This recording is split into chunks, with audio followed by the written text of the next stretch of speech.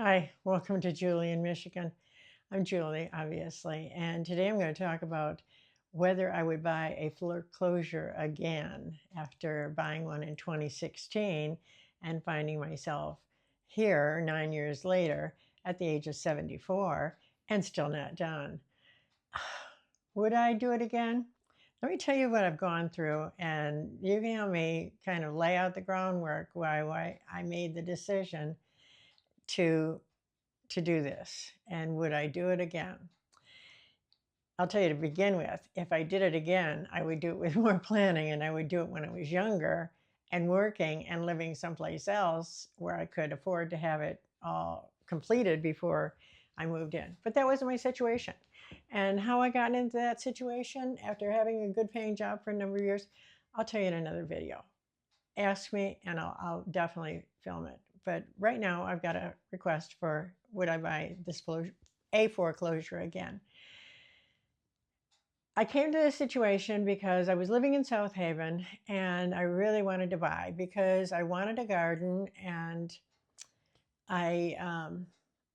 apartments, you can have a little like balcony thing and a balcony's nice and container gardening is as well and good for tomatoes and a little lettuce and some herbs if that's all you want to do.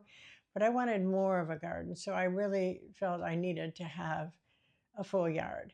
And at the time, there was a flux of, and there still is a flux of short-term rentals purchased by investors who can outbid you. Any house that I looked at, it didn't matter because there was an investor with cash right behind me who was willing to pay more. So I seriously prayed about this. I just, with everything I had, I got down on my knees and said it out loud. And I said, God, help me find a house. I really need to get into a house.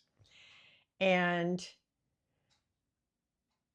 just coincidentally, drove down the street and there it was, a small little house close to the freeways, close to the town, and looked reasonable on the outside, and there was a for sale sign. So I called the realtor. It was 7 o'clock on a Saturday night, for gosh sakes, and he answered the phone. And he said, I'll show it to you Monday. This is the price. And I said, wonderful. Well, Monday, I looked at the house.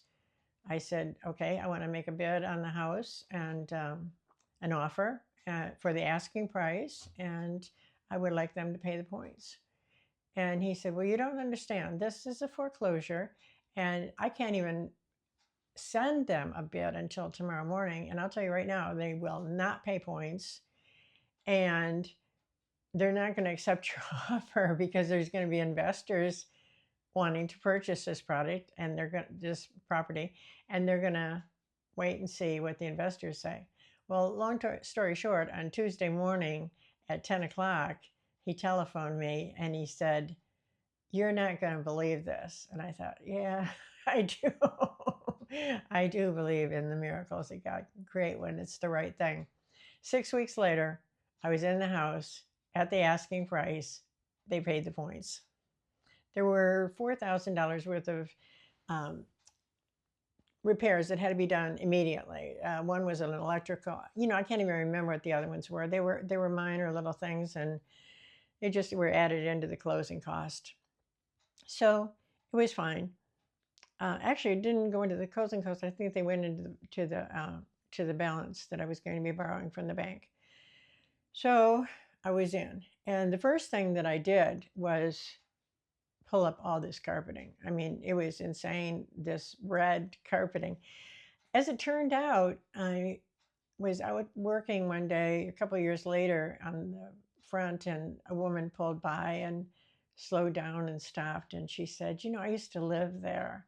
And I said, oh, it's such a cute little house. And she said, yeah, we grew up there, my brothers and sisters and I. And then as my parents grew older and we were gone, they sold the house. And actually, it was a rental for a year or two. And then the fellow bought it that ended up having to be foreclosed on, where I stepped in.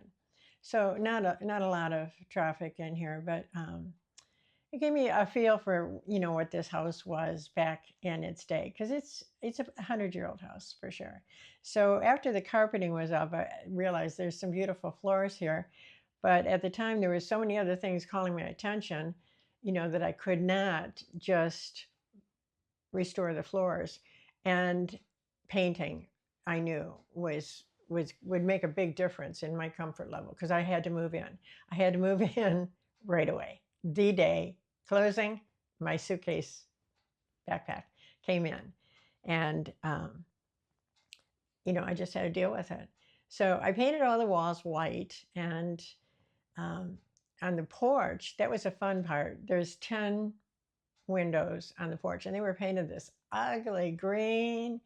And I think they had, I don't even remember all this stuff, but it took me a whole summer, which I enjoyed the whole summer, of painting and, doing the trim and addressing all those windows on the front porch.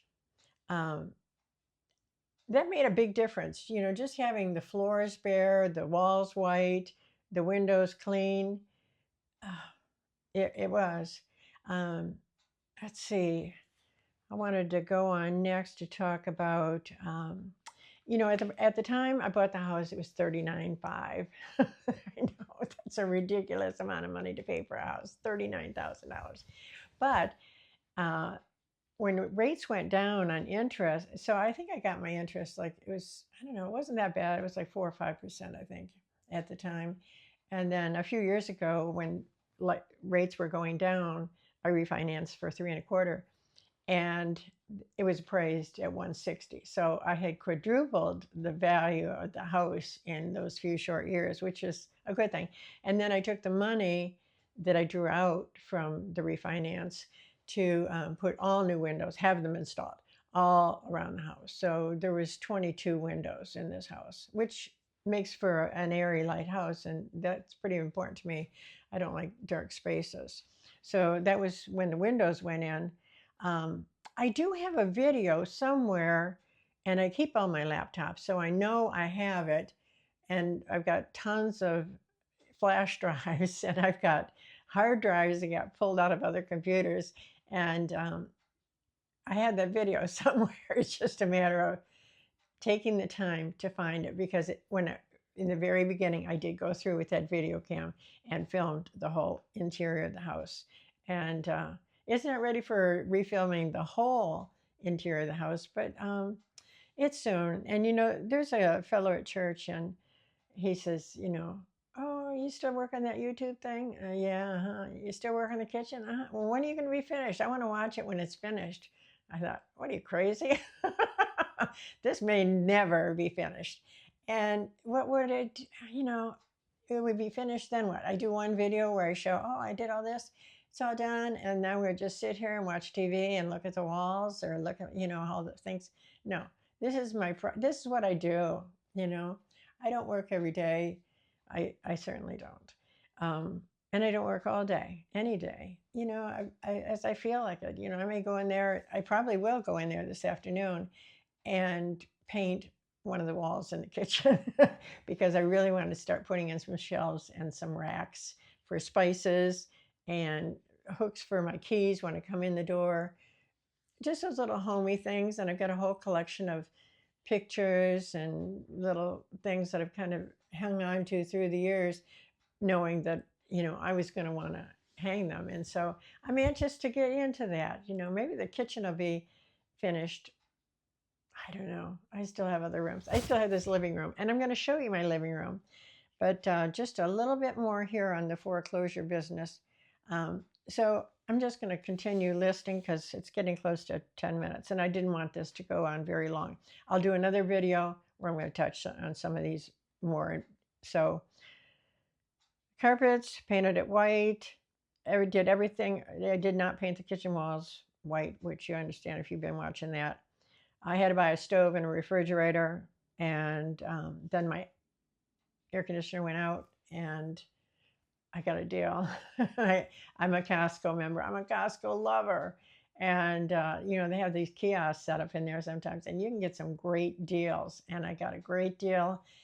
I love this installation. I haven't had a bit of problem with the air conditioner since. And like I said, I think I got a good price. So I've got a new air conditioner. I had to replace the hot water tank. That cost me a little bit more than I wanted to spend because I had to do this chimney thing. But I got it in payments, and it was one of those where if you pay it off within a year, I think there's no interest. And so I didn't do what they said was the minimum monthly payment. I did what I knew was 1/12 of the total that I owed, so that I didn't come at the end just before 12 months and realize, oh my gosh, I've got to come up with another $1,000. No, figure out 1/12 and make that payment every month, and that's what I did. Um, the bathroom was a sight. It was so tiny. There wasn't a bathtub. There was only a shower, and it was horrible. It was a horrible bathroom. So during COVID, I actually had some help come in, and we all wore masks in the house. And I love my bathroom, and I'll show it to you sometime. I got one of the spa tubs, and it's big, and the bathroom is got expanded, and the bedroom walls got shifted a little bit, and so I'm dealing with it, and I'll go into more detail on that later. But I just wanted to hit the high points here. So I then my roof started leaking. This was just last year, and I knew that I had a problem. There'd been some wind blown off some of the shingles, and AAA had come out. I had the home insurance through them, and they said, "Oh no, we're not gonna, no, you should have done this, your roof's too," whatever their excuses were, they were going to pay. So I got the roof replaced, and I got a grant from the state of Michigan, which Michigan is really not that bad of a state. You just have to, I don't know. I was born here. I left and I came back. So I kind of like Michigan, and I was able to get the grant for the roof. So I got a new roof on. And it had gotten to the point where one morning I did wake up and it was leaking into my bed. And that's when I knew there's no more fooling around. I have got to replace this roof. So the roof was replaced, and then I changed homeowners insurance, and now I've got auto owners, which they gave me a better rate. So we'll see. I think they're pretty good. Let's see. I'm not working full time. Oh, the garden beds. So at the time, this was before COVID. Well, the supply chain was still working, and I bought 10 4x8, 1 foot tall galvanized garden beds.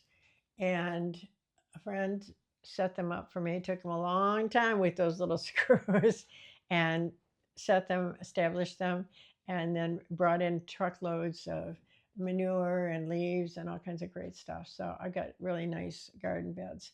So at this point, I will say, yes, I would do it again.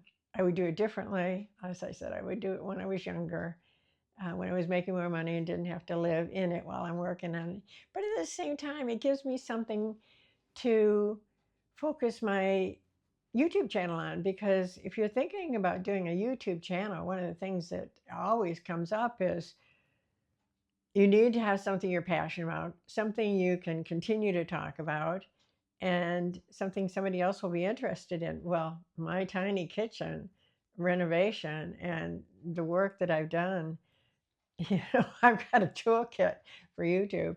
And I just want to show you a little bit of the living room here before I sign off. And let's see.